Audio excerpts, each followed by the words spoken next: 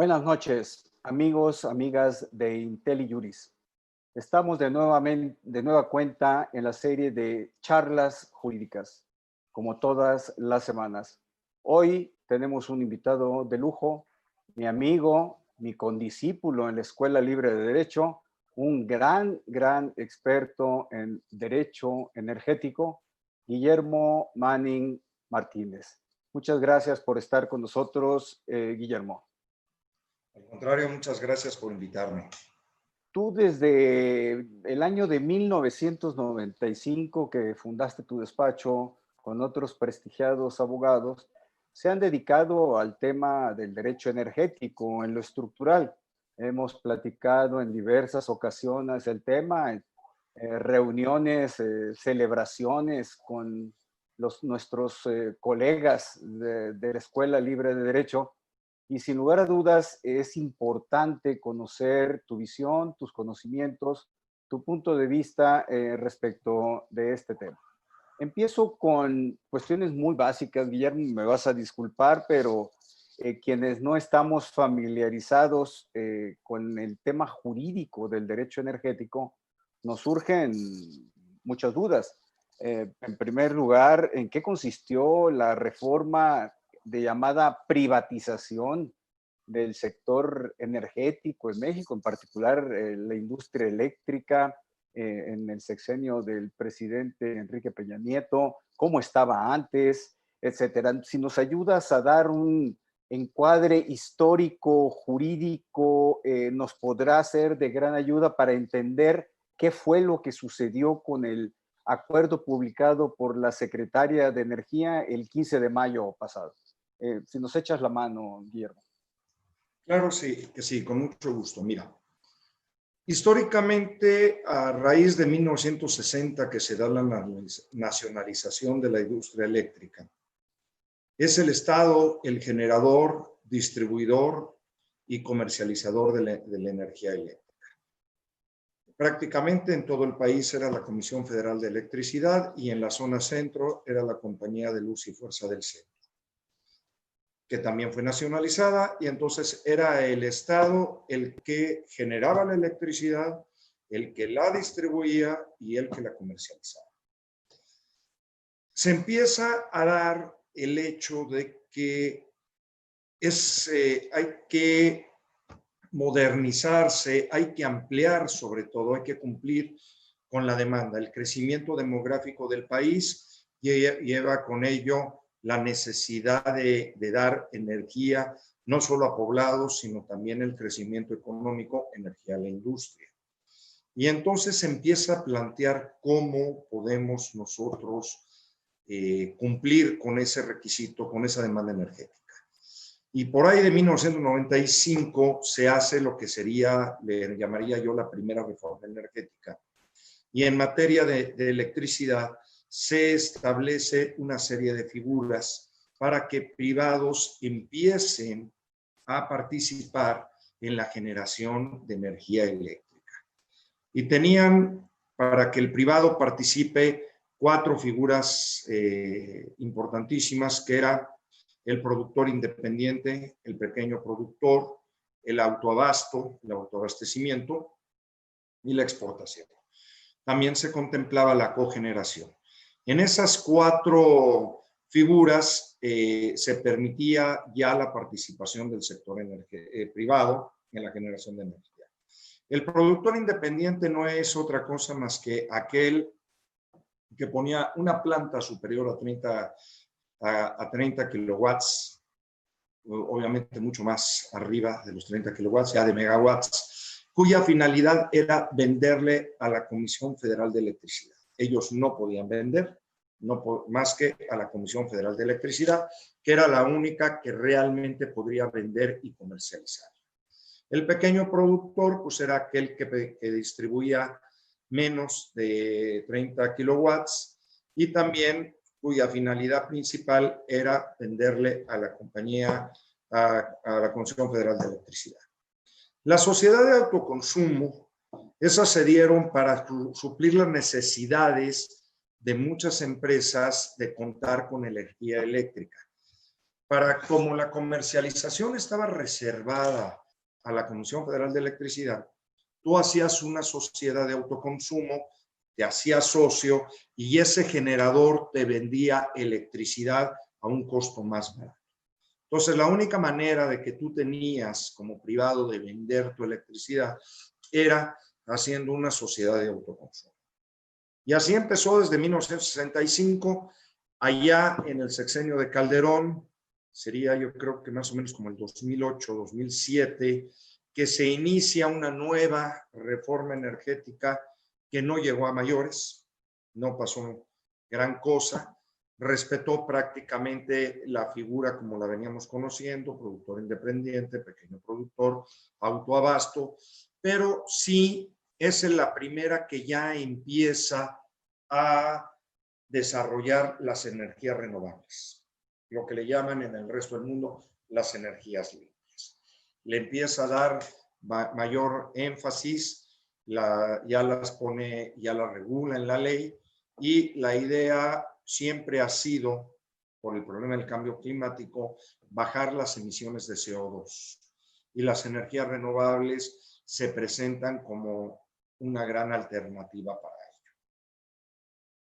Pasa y ya a raíz del 2013, con el sexenio pasado, teniendo el Congreso totalmente de su lado, teniendo pues la comisión, no la comisión permanente, el constituyente de su lado con los estados, se hace la reforma energética, ya se hacen reformas a la Constitución, no se quedan solamente en la ley, se derogan todas las leyes y se crea la ley de la energía eléctrica.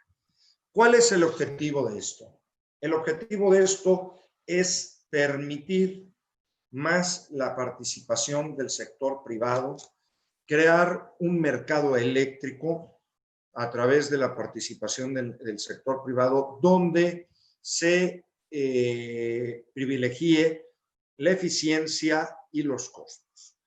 A partir de la reforma de 2013, el mercado eléctrico se va a basar principalmente en eficiencia y costos. ¿Qué es lo que quiere decir?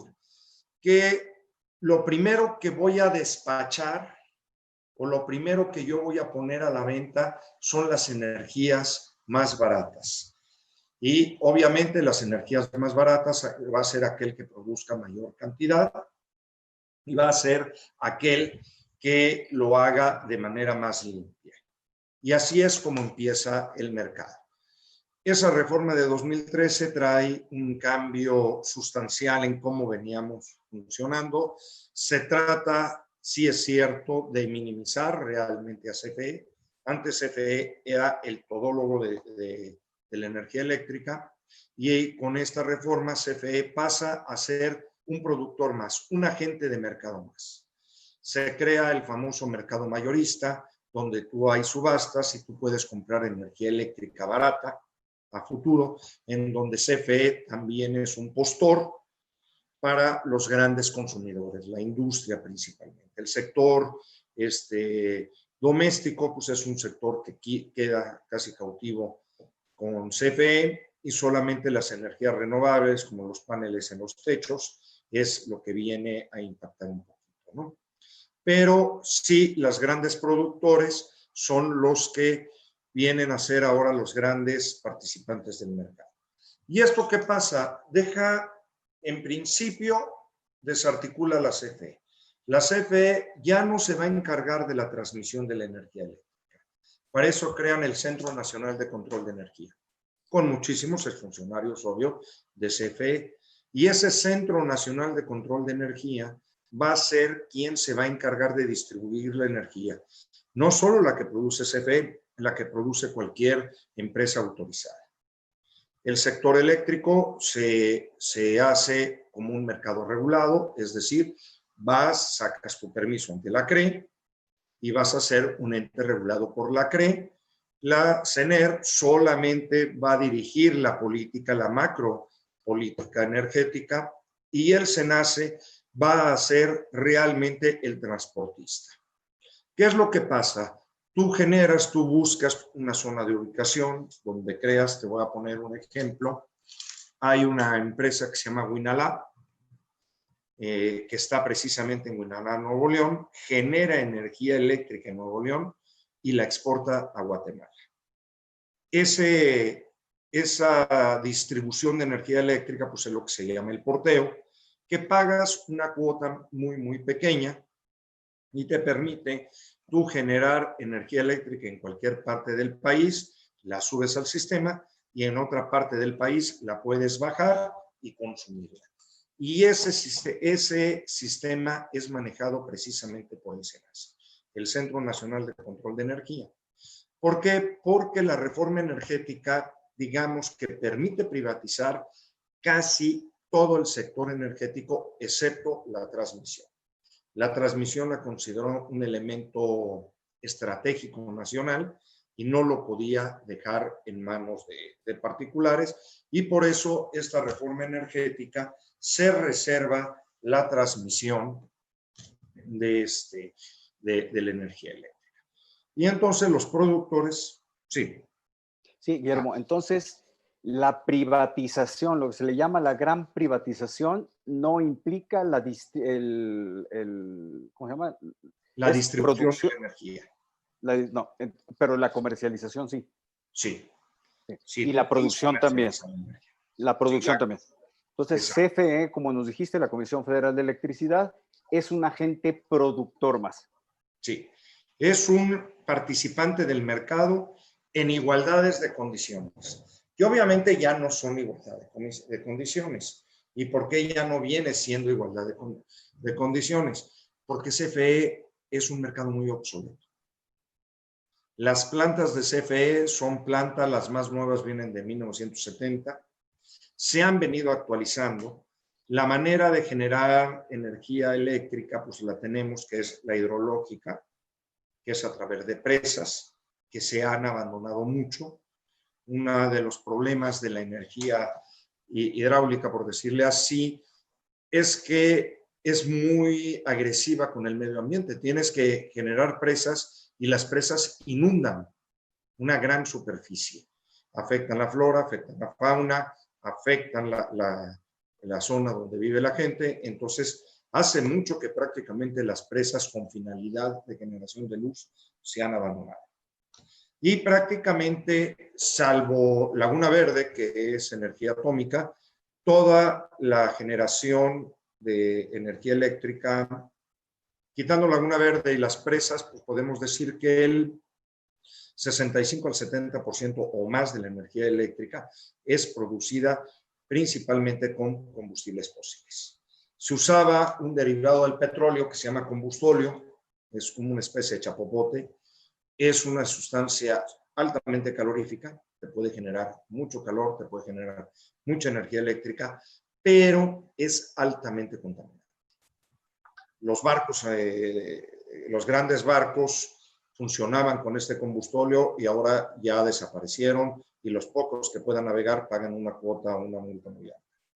Y México funcionaba principalmente con combustóleo, algunos con carbón. Y cuando en 1965 se permite la participación de particulares, empieza lo que se llama la generación de ciclo combinado. ¿Qué es ciclo combinado? Principalmente generas a base de turbinas de gas. Pones a funcionar la turbina con su dinamo y genera energía eléctrica. Y usa también, por eso se llama ciclo combinado, diésel, que obviamente es mucho menos contaminante que lo que viene siendo el combustible. Por ejemplo, Baja California Sur, la zona de Los Cabos, pues se genera la electricidad con combustóleo, porque pues, prácticamente la península es una isla. Entonces, lo más barato o lo único que han encontrado para poder hacerlo es el combustóleo. De hecho, hoy el combustóleo resulta ser un combustible muchísimo más caro que el gas natural. Por lo tanto, de los combustibles fósiles, el idóneo para generar electricidad va a ser el gas natural. Problema, la gran cantidad de gas natural que se requiere, la gran mayoría es importado. De ahí que CFE sea uno de los dueños de la mayor cantidad de ductos de gas natural. Hoy en día, si tú quieres poner un ducto de gas, tienes que buscar un cliente ancla y tu cliente ancla viene siendo normalmente CFE.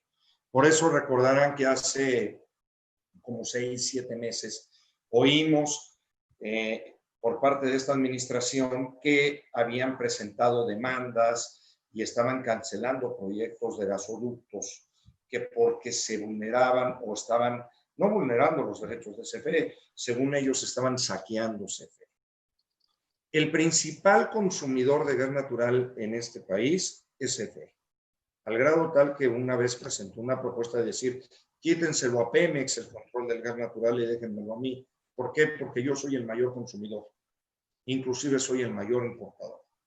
Entonces los proyectos de gasoductos era, CFE decía yo voy a poner una planta de gas natural, una planta generadora, y yo busco una empresa que pague, ponga el gasoducto y yo le voy a cobrar nada más el transporte del gas.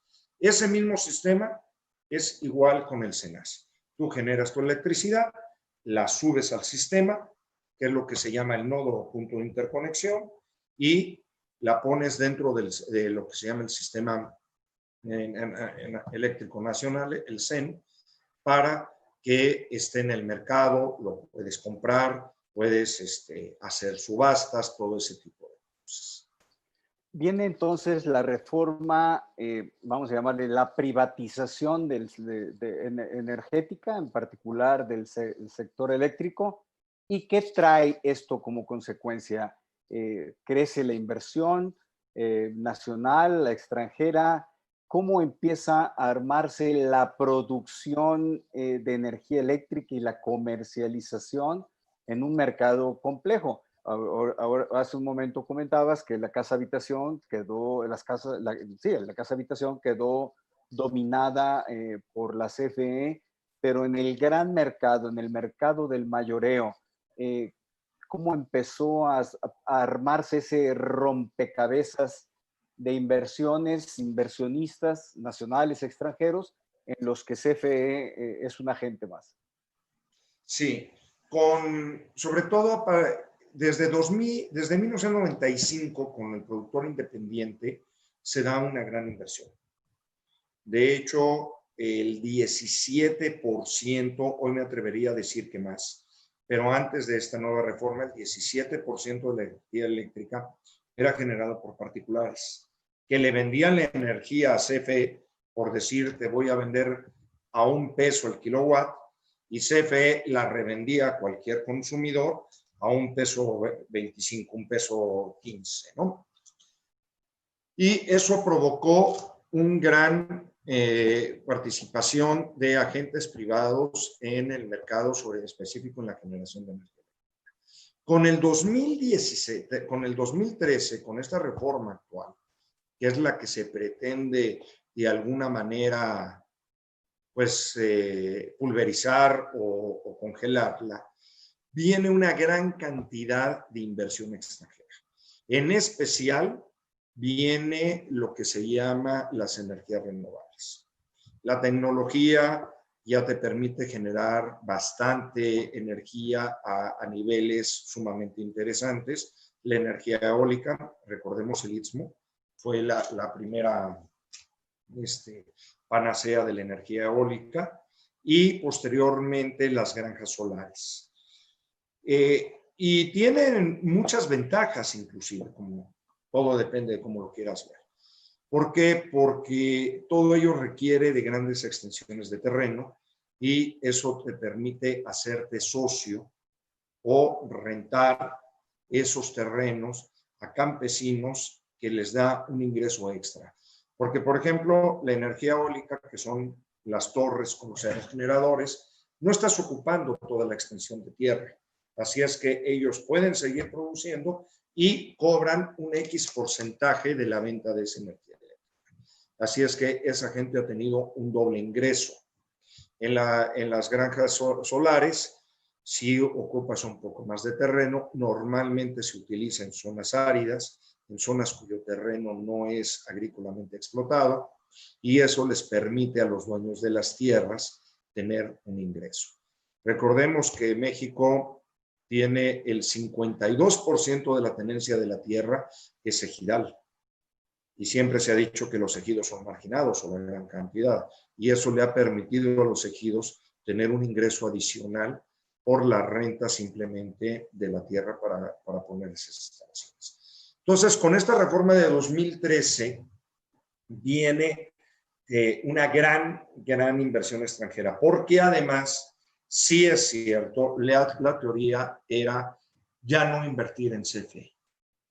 ¿Por qué? Porque la tecnología es extremadamente cara, no tenían el dinero para tener esa inversión, pero les quedó a CFE un gran problema. Ya no a CFE, al SENACE, la red de distribución. El sistema eléctrico nacional es un sistema muy viejo, cables muy viejos, muy deteriorados, todo está bastante obsoleto y eso ya no permite prácticamente la participación de capital privado.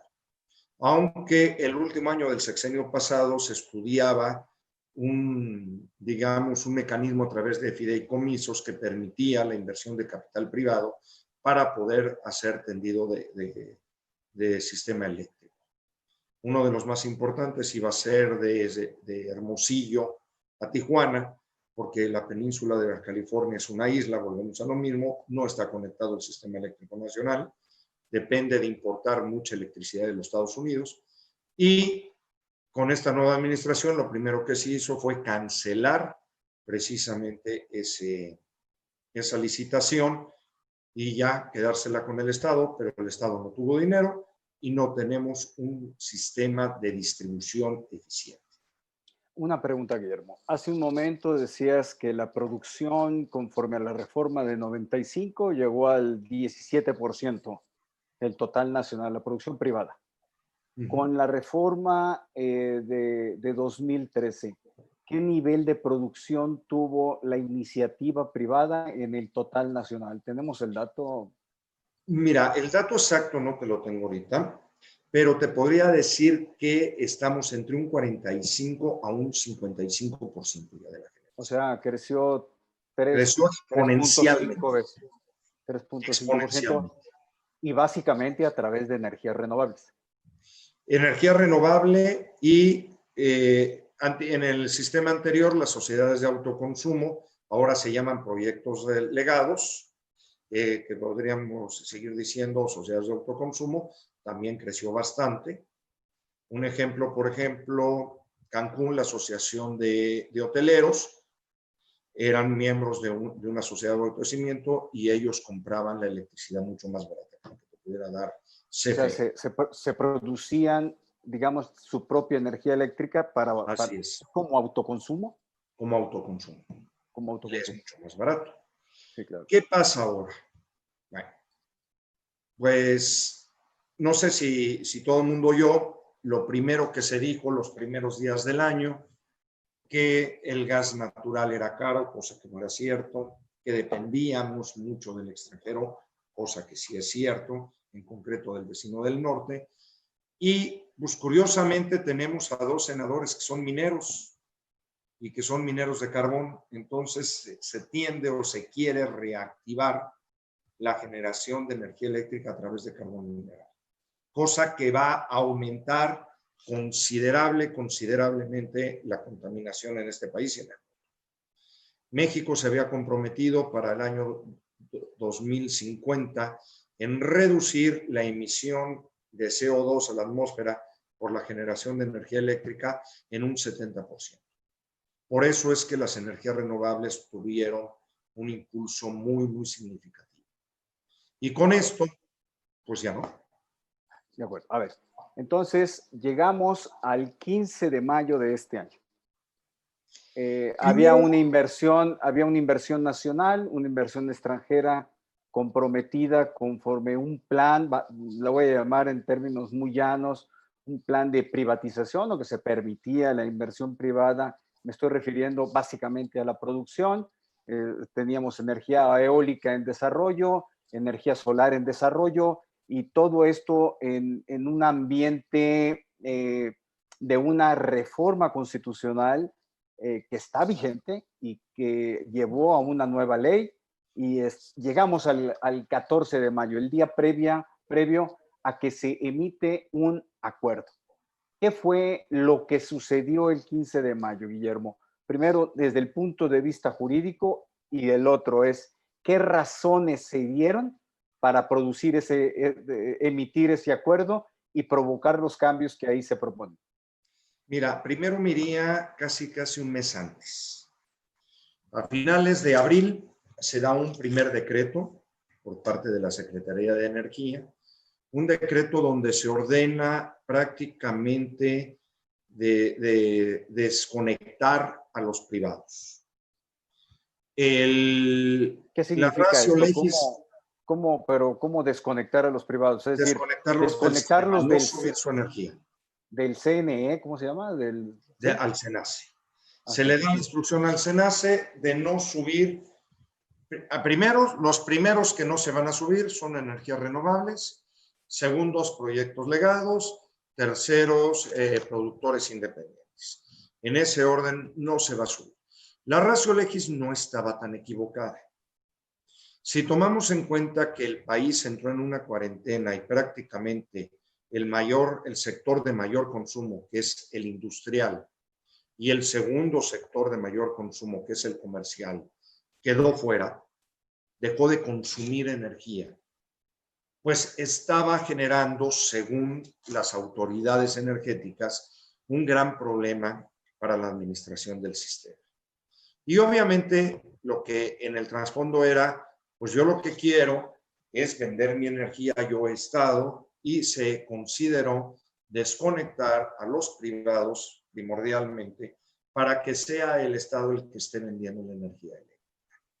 ¿Por qué? Porque había un exceso de energía eléctrica, o inclusive te diría que al día de hoy todavía habría un exceso de oferta de energía eléctrica, porque todavía no retomamos nuestra actividad económica normal. Pero a ver, si la energía eléctrica se produce, yo sé que no se puede almacenar. Ese es el problema, por eso no se puede tirar o qué se hace. Tirar, no sé cuál es el nombre técnico, ¿no?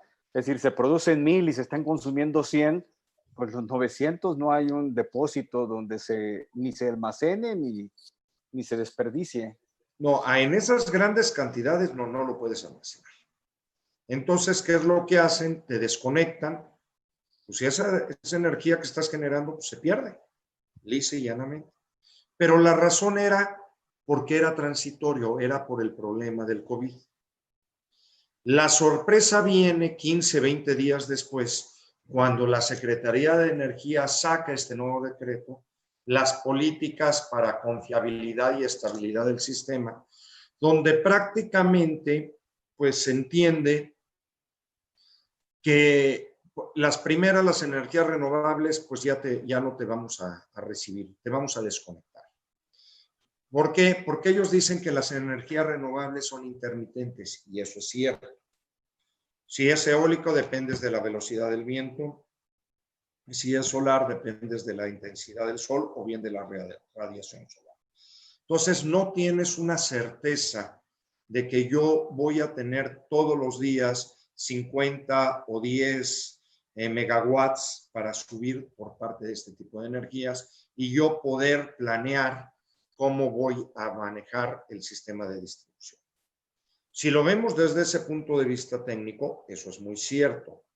Pero eso se sabe desde que se autoriza la inversión, desde que se dan los permisos. Es decir, no hay sorpresa, no hay una intermitencia COVID-19, ¿no? Ya es un proceso industrial de producción. Eso era sabido y además era privilegiado. Vuelvo a lo mismo.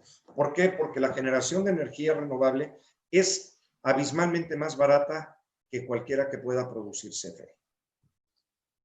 Por eso, basado en el sistema que tenemos de eficiencia del mercado y un mercado de costos, lo primero que yo tengo que subir al sistema es la energía más eficiente y más barata.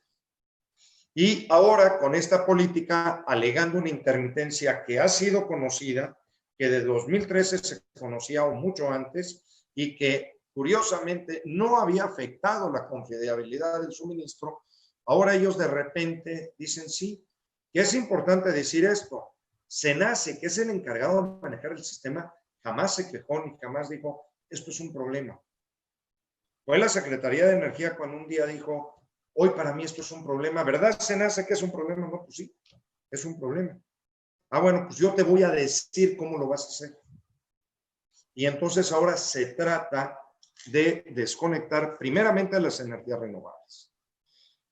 Nosotros estimamos que la tendencia es ir desconectando paulatinamente a todo lo que es la generación privada.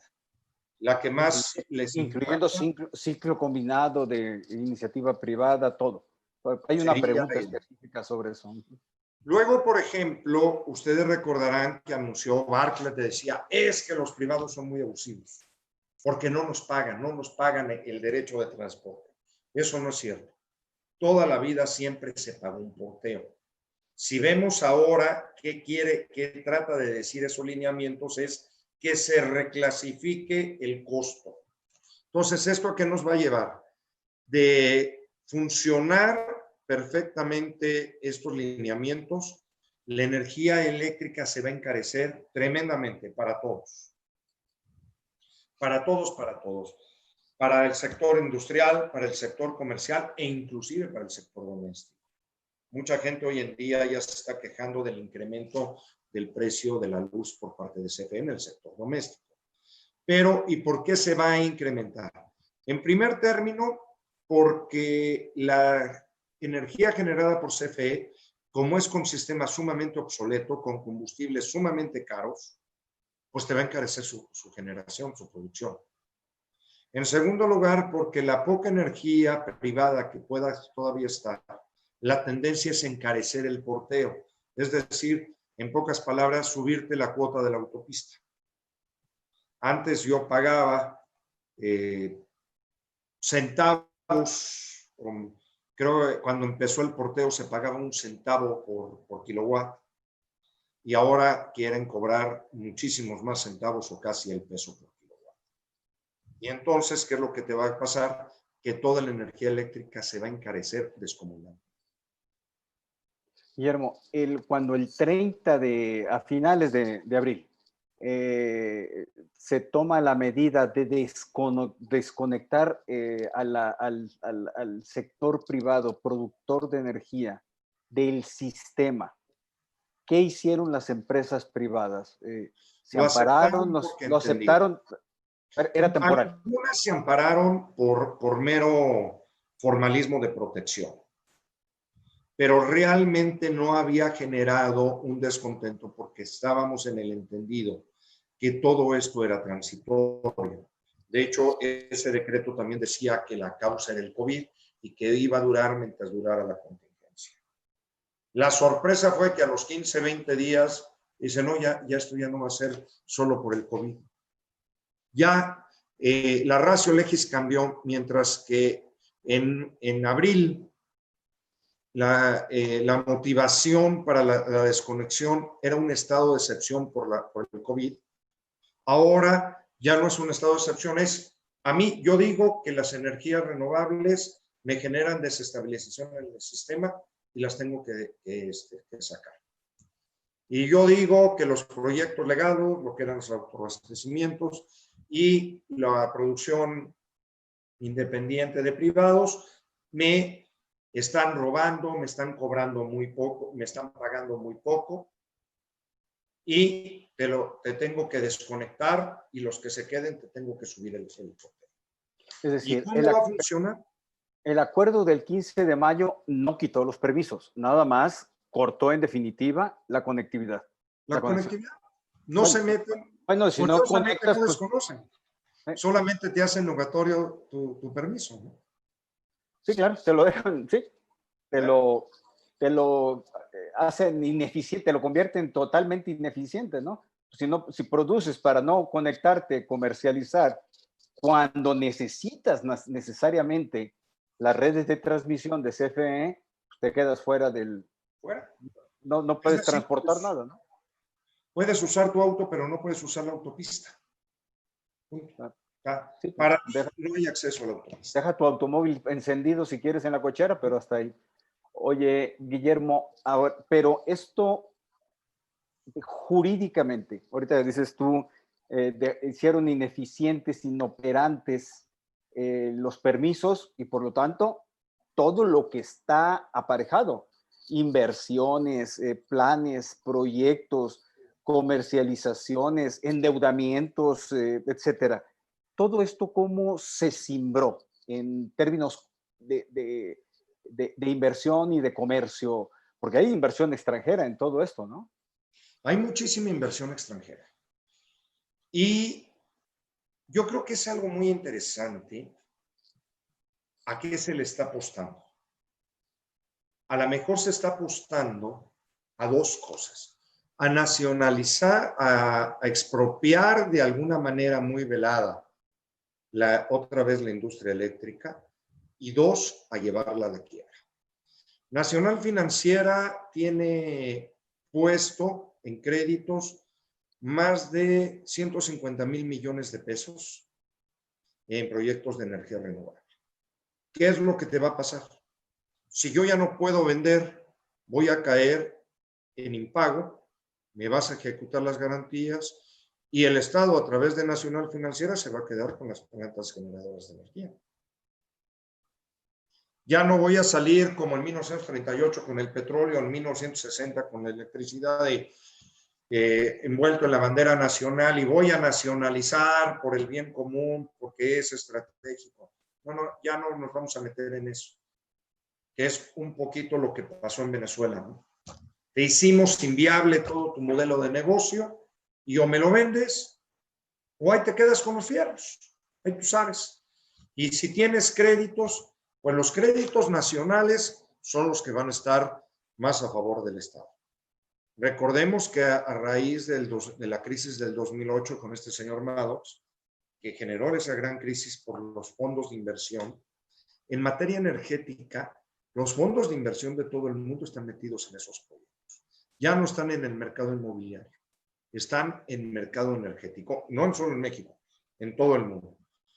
Por eso es que hemos visto, no sé si ustedes han visto, la reacción de la Comunidad Económica Europea, la reacción de Canadá, que sacó un desplegado y se lo mandó directo al presidente de exigimos reuniones con ustedes. ¿Por qué? Porque nuestro fondo de pensión está metido. Hay Ya. países, perdón. Sí, ¿no? Es decir, hay dinero de Hay fondos, dinero. es dinero ajeno, pues, ¿no? Es dinero Sí, ajeno, o no es sea, dinero del fondo, es dinero de los pensionados. sí, los grandes desarrolladores, incluyendo las carreteras, no meten más que una pequeña porción, el famoso equity, de su dinero. Todo el resto del proyecto es un proyecto financiado. Hay países, el que más conozco es España, con las famosas APRIs, que son los convenios de protección de inversión. El de España dice que si por motivos políticos tu inversión se ve afectada, pues el Estado mexicano deberá, o el español en su caso, deberá de indemnizarte.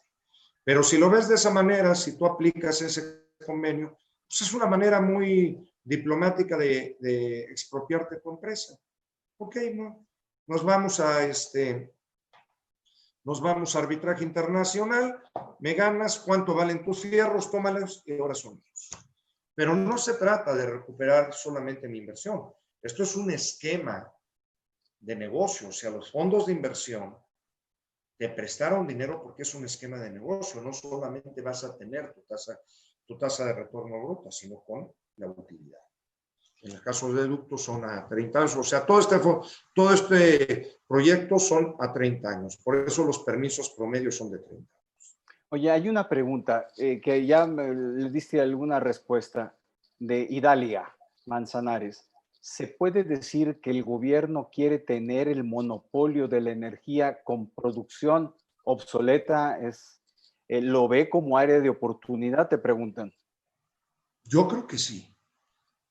Si no lo pensaron al principio, yo siento que no lo han descartado de decir, al final de cuentas, ¿qué es lo que quieren? Nosotros vamos a producir. No nos vamos a meter en el problema de expropiártelo o te mandamos a la quiebra y los bancos te cobran la garantía. Ellos no tienen permiso, así es que yo soy el único que te lo puedo comprar. O bien, Me aplicas las APRIs, te indemnizo, pero me quedo con tus fierros. Me pongo a producir y te vas. Es decir, me quedo con energía eólica, me quedo con energía solar, pero eso pues tiene un impacto en la seguridad que tienen las inversiones desde el punto de vista jurídico, ¿no? Porque como dices tú, se hace un fondo de pensiones canadiense, que es el ejemplo que tú mencionabas. Se decide hacer una inversión a México a 30 años. Hay corridas financieras, hay planes de financiamiento, hay planes de negocios, hay corridas, hay productores, hay inversionistas. Es un modelo complejo, como dices tú, es un esquema, no es una inversión pura y dura de manera simple, ¿no? No, no, es sumamente complicado y claro que hubo estudios económicos, financieros, tremendos. Y con esto, pues sí, impactas. Y bueno, el mensaje que ha mandado, no sé si vieron en las noticias, Tesla por una cuestión política interna de Estados Unidos y después por una cuestión geográfica, había decidido poner la planta de producción de autos Tesla más grande en la frontera mexicana. El primer anuncio fue la cancelación de la cervecera, pero bueno, no pasó a mayores. Pero cuando sale el decreto, lo primero que hace la empresa Tesla es hacer inversión en México. Y obviamente, pues creemos que muchísima gente ha dejado o va a dejar de invertir en este país. Oye, Guillermo, una pregunta. Ya van dos o tres preguntas relacionadas. CFE, hasta el 14 de mayo o hasta el 30 de abril, conforme la narrativa que nos acabas de hacer, ¿sí participaba en igualdad de condiciones con los productores privados en lo que corresponde al tema de producción y comercialización? ¿O sí había algunas desventajas competitivas por parte de o de CFE que llevó a una medida de este tipo, o bien de los privados respecto a de CFE? ¿Cómo estaba el mercado de la competencia entre CFE como productor y comercializador y las empresas privadas? CFE participaba en el mercado en igualdad de condiciones regulatorias. No tenía ni una sobreregulación ni un privilegio. La desventaja de CFE, por lo menos a lo mismo, es que es una instalación obsoleta y es una energía cara. Sin embargo, si me lo comentas dentro del mercado, prácticamente toda la energía de CFE también era consumida. Si lo vemos todavía, la demanda energética de México es muy amplia. Así es que CFE con esta implementación no se vio afectada para nada.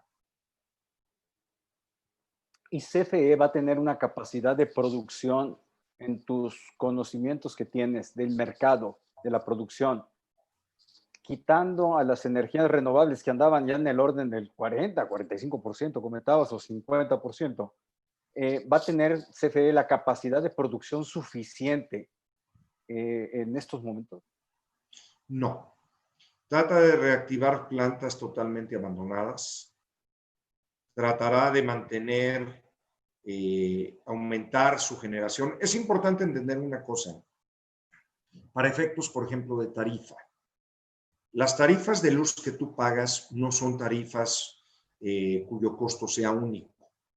Varían por región, varían por hora. ¿Por qué? Porque la demanda energética no es constante, no es igual. Sí se tienen parámetros en qué horas son más altas. Por ejemplo, que eso lo siguen mucho los industriales, ¿no? Ellos saben que entre las 6 de la tarde y 8, 9 o hasta 10 de la noche, la energía es más cara que a las 12 de la noche. Tu energía, inclusive en tu casa, a las 7 de la mañana, de 7 a 9 y media de la mañana, tu tarifa es más cara que si tú pones a funcionar tus aparatos eléctricos a las 12 del día. ¿Por qué? Porque es la hora en que todas las plantas de generación de energía eléctrica del país se encienden, porque es la hora de más consumo. Tú lo tomas, si tú ves, pues en la noche la gente está dormida, la energía baja, muchísimas plantas, incluyendo las de CFE, se desconectan, dejan de producir, precisamente porque no se puede almacenar y no hay esa gran demanda de energía. Entonces paras la generación de energía. Llega la hora en que todo el país se despierta, prendes luces, arrancas aparatos domésticos, aparatos cosméticos, todo. Entonces, la energía, la demanda de energía empieza a subir. Y es ahí cuando todas las plantas empiezan a entrar al suministro. Llegas a una hora en el día que se estabiliza el consumo, pero luego se acerca la noche, de ahí precisamente el manejar los horarios de verano. Las oficinas empiezan a encender, todas las oficinas empiezan a encender sus luces, las casas empiezan a encender sus luces, llegas a la casa y empiezas a generar más consumo doméstico y otra vez vuelves a generar o vuelves a echar a andar a toda la industria eléctrica, la totalidad de las plantas. Pero ¿qué es lo que pasaba? Que de acuerdo a cómo están las reglas del mercado, la primera energía que vuelves otra vez a subir es la energía renovable. Luego, la energía privada, que es más barata, la de ciclo combinado. Y al último subías la luz de CFE. Yo te diría, tuviste 100 años para actualizarte, pero no lo hiciste. Guillermo, ¿y las empresas afectadas con el decreto del 15 de mayo se ampararon? Sí, ¿Qué reclamaron? ¿Qué reclamaron? ¿Qué argumentación dieron? Los jueces concedieron suspensión, entiendo. Fue un juez de distrito, que es el que estaba en guardia. ¿Cómo está el tema de la impugnación de este decreto por parte de las empresas afectadas?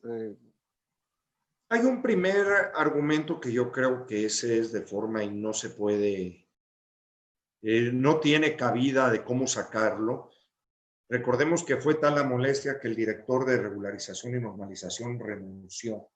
En términos de la Ley Federal de Procedimiento Administrativo, cualquier regulación que saque la administración pública diferente a una ley o a un reglamento, como una NOM, como en este caso el decreto, todo este tipo de cosas, tiene que subirse a consulta por la mejora regulatoria, en donde tienes un periodo, de acuerdo al criterio de 15 días, donde los interesados pueden hacer comentarios. En este caso en concreto no lo hicieron. Simple y sencillamente decidieron no hacer la consulta porque me imagino que sabían perfectamente a qué se iban a tener y ahí hubo un primer violación. Es decir, tu decreto adolece de los requisitos de forma de creación. Ya trae un vicio en el proceso de creación. Ahora, ya de fondo más complejo en la cuestión constitucional, los argumentos más fuertes son precisamente la libre competencia. Hay una disposición, se modificaron en el 2013, el 25, el 27 y el 28 constitucional, en donde te daba una garantía de libre mercado. Precisamente, recordemos que el artículo 28 es para evitar los monopolios. Tú tienes un libre mercado y ahora con esto se te saca del juego de libre mercado para fortalecer un monopolio estatal. Los argumentos principales son, obviamente, afectación a tu derecho económico, a tu libre mercado y a las formalidades de creación del decreto. El juez concedió los amparos, creo que iban 10, eran 3, 10 o 13 concedieron amparos. las suspensiones, van en 12 o 13, ¿no? Sí, en 12, 13 amparos se concedieron las suspensiones y las suspensiones fue para el efecto de que no los desconectaran, ¿es correcto? Que no te desconecten, que te dejen seguir subiendo. Y eso se tiene que cumplir, es una orden. O sea, Senace hasta ahorita lo ha cumplido. Senace sí lo ha cumplido. Pero lo ha cumplido. Y es que lo que estamos viendo, digo, no es la materia de esta plática, pero aprovecho, lo que estamos viendo en temas de los amparos de Senace, de medicamentos, de equipamiento médico, es que los jueces están ordenando y de no cumplir, las sanciones, incluso penales, son muy severas. Podemos pensar que en corto plazo no va a haber una consecuencia por el incumplimiento de las suspensiones o de las sentencias de amparo, pero esto corre la película varios meses, varios años, y la responsabilidad penal ahí está presente. Pero bueno, tenemos que empezar a cerrar, Guillermo, muy interesante esto de los amparos, pero los acuerdos de arbitraje internacional o la indemnización conforme a estos tratados que comentabas, que son acuerdos recíprocos de inversión, así se llaman, ¿no? Estos acuerdos. El procedimiento de inversión es después de agotada la vía de amparo o puede correr al paralelo o... No, Porque en la vía de amparo puede haber un remedio, ¿no? Constitucional al tema. Y eso es muy riesgoso. Por ejemplo, el tratado con España solo te será válido si no recurres a medios locales o mexicanos, por decirlo así, de protección. Si te vas al amparo, ya perdiste ese derecho. De acuerdo. Entonces, así lo tiene contemplado el de España, así lo tiene contemplado el de Alemania. En el caso, por ejemplo, pues todavía el TEMEC no está aprobado, así es que seguimos con el TLC.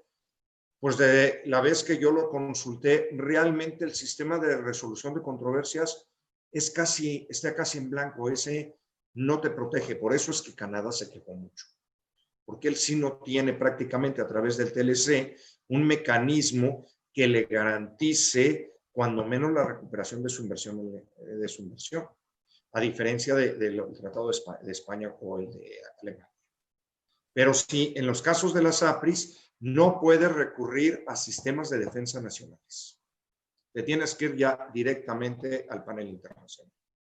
Algunas preguntas, Memo. Sí. Buenas tardes, nos dicen de Sinaloa, precisamente Jorge Arturo. El incremento en las tarifas de energía eléctrica doméstica en Sinaloa a partir del mes de mayo, ¿es consecuencia de esta situación? Gracias. Diríamos que sí, aunque ya se traía una tendencia desde meses antes. Realmente no creo que sea un impacto, porque el desconectar a las energías renovables, volvemos, eso iba al mercado mayorista, no iba al mercado doméstico.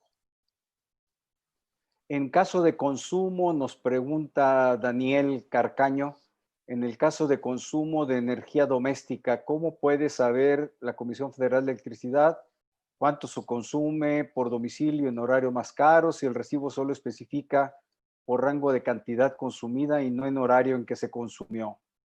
Esa es la pregunta que nos hace. Bueno, ellos ya tienen sus estadísticas. Obviamente el sistema, desde cuando manejaba la distribución CFE, sabe cuándo empieza el sistema a requerir de mayor cantidad de energía eléctrica. Entonces, por eso te digo que ya las tablas de tarifas, porque hay tarifa Q, tarifa WH y así por el estilo, ya lo tienen perfectamente considerado, ¿no? Y está sistematizado, debo suponer, ¿no? ¿Perdón? Está sistematizado, es decir, está sistematizado, ya lo tienen. Inclusive lo tienen por zonas, ¿no? Del país. Oye, Guillermo, otra pregunta que está interesante es los paneles solares domésticos. Sí. Me llama la atención porque yo he querido instalar paneles solares en mi departamento, pues condominio, pues todavía no nos ponemos de acuerdo, pero los paneles solares, ¿los coloca CFE o los colocan empresas privadas? ¿Y cómo van a quedar estas empresas privadas? ¿No se sabe? ¿O mira, el panel solar, por regla general, tú lo compras. Hay algunas empresas, que yo creo que es tu peor decisión, que te quieren rentar. Primero, para que el panel solar doméstico te sea atractivo, tienes que tener un consumo bimestral arriba de los 3,000 pesos. En el caso concreto mío, era de 5,000 pesos bimestrales, puse los paneles solares antes de este nuevo acuerdo y de 5,000 pesos promedio, a veces 4,000 y pico, así, me bajó a 40 pesos, que es nada más prácticamente el servicio de interconexión. Eso también al principio cuando salió todo el escándalo de estas políticas de este decreto no se había hablado, pero también está contemplado. Parece ser que los paneles solares ya instalados no van a sufrir afectación, pero lo que sí quiere hacer esta nueva directriz es que ahora tú quieres poner paneles solares, ellos te van a decir hasta qué cantidad de energía generar, bajo el argumento que desestabilizas el sistema. Yeah. Cosa que yo no lo creo, porque sobre todo en el caso doméstico, cuando se crea se hablaba de un banco de energía, ahora no se habla del banco de energía, es el SENACE. Prácticamente yo genero electricidad, la subo al sistema, ellos me anotan cuánto es como un banco, cuánto subí de energía y luego me hacen la conciliación con cuánto consumí. Y tengo un año para usarlo y después de ese año, esa energía ya quedó a favor del CFE, por decirlo así, a favor del SENACE. Entonces yo creo que, y a nadie nos interesaba, es más, casi nadie sabe cuánto generas o cuánto subes. Eso lo sabes en el momento que contrata la empresa y te dice, tú vas a subir tanto promedio, ¿no? Y que nunca te la vas a acabar. Eso era un beneficio inclusive para el SENACE, ¿no? Tenían una energía gratis en el sistema y que ahora por capricho lo quieren desconectar. Memo, algunas preguntas. Memo en la confianza, licenciado Manning Martínez, en la formalidad, ¿no? Pues 40 años diciéndonos por sobrenombres, pues sí está difícil cambiarlo, ¿no? Ahorita. ¿Cuál es tu pronóstico respecto de los amparos, quitando la posible politización que tiene el tema? Quitando la politización que trae el tema y siguiendo la línea del sexenio pasado, diría que el amparo tiene que ser exitoso. ¿Han pensado o has sabido, pregunta Mario Blancas, nuestro amigo Mario Blancas, en un mecanismo de defensa como grupo o gremio ante esta actuación arbitraria de la Secretaría de Energía? Sí, como gremio se ha acudido a reuniones, se sacan desplegados, pero recordemos que las acciones legales van a tener que ser pro persona, nada más. Eso es lo que platicábamos con el lunes. Carlos Altamirano, ya lo has respondido de alguna manera a lo largo de la charla, pero sí sería buena manera de recapitulación en estos últimos minutos. Pregunta también gran amigo, colega y compañero, ¿quién dirige la política energética en México? ¿Quién dirige la política en materia de energía eléctrica? ¿Estas políticas tienen un objetivo determinado? Es una pregunta interesante. La política la dirige la CENER. Ella es la entidad que genera la política. El marco regulatorio lo lleva la Comisión Reguladora de Energía. Por eso ves que en el decreto dice, y se instruye, o sea, le doy órdenes ahorita a la CRE de que empiece a cambiar su política para dar permisos prácticamente, ¿no? Y el SENACE es quien administra el sistema, pero también en base a la orden que da, la política que da la Secretaría de Energía, pues el SENACE trata de adecuar esa situación. Entonces la respuesta es, la política la lleva la Secretaría de Energía. Melina Juárez pregunta sobre el amparo de Greenpeace. No sé si estés familiarizado tú con ese amparo, tengas noticias. Habíamos oído de que Greenpeace quiere presentar un amparo. La verdad te diré al momento que no sé si Greenpeace a este momento lo haya presentado. Yo creo que su legitimación vendría por el interés legítimo, no por un interés jurídico. Debo entender que incluso ya está otorgada una suspensión por la pregunta de Melina. Yo tampoco te estoy enterado del tema. ¿Cuál consideras son los alcances de la suspensión que el juez otorgó a Greenpeace? Pues vamos a estar atentos y lo informaremos por los canales que tenemos en IntelliJuris. Hay varias preguntas. Otra más también de Uriel. No sé qué significa este acrónimo CELS, pero ¿cuál sería el impacto de la desconexión de las energías renovables en materia de CEL? No sé. Obviamente, los CELS, que son los certificados de energías limpias, serían totalmente notificados.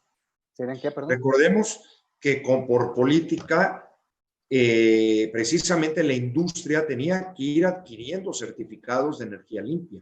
¿Esto qué significa, estos certificados? Los certificados de energía limpia son los que te dan precisamente las empresas generadoras de energía renovable que bajan la emisión de CO2.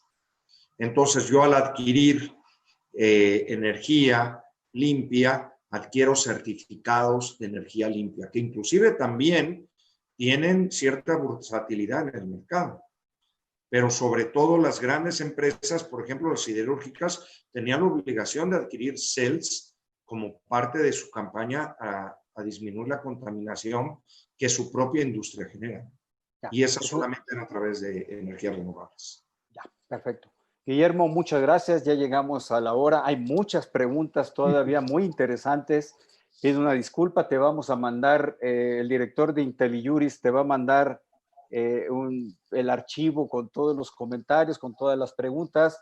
Son muchas felicitaciones, muy agradecidos por tu generosidad en compartir conocimientos, en compartir experiencias, que pues sabemos bien que las cobras cuando estás en tu despacho, pero aquí amablemente nos las compartes, y es el propósito de IntelliJuris, abordar temas concretos con expertos como tú.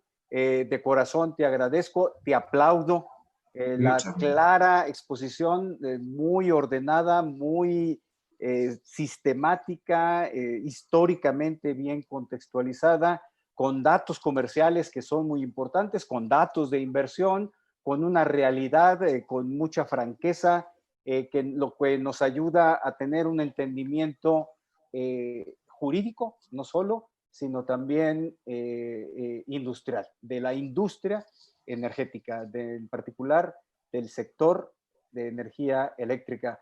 Aprecio mucho, Guillermo, tu tiempo, estar con nosotros y el esfuerzo tecnológico de estar presente, con las conveniencias y los poquitos obstáculos que esto tiene, pero sabemos con la risa que nos estás manifestando que lo hiciste con gran gusto. Estoy seguro de ello.